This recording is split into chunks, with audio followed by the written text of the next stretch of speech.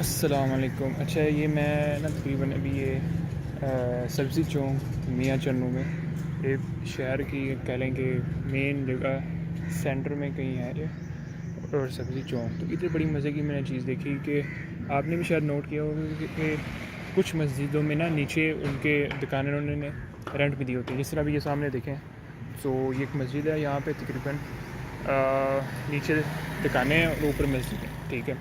और नीचे शायद बेसमेंट भी है, उसमें भी है शायद।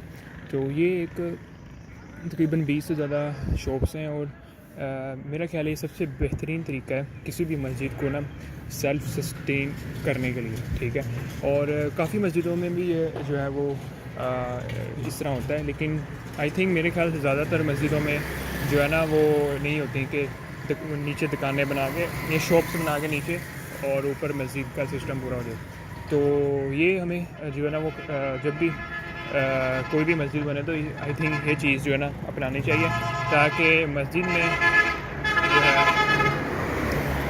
ताकि जो है ना मस्जिद सेल्फ सस्टेनेबल हो जाए, और किसी से उसे कोई भी डोनेशन वगैरह लेने की जो है वो ज़्यादा ज़रूरत ना हो।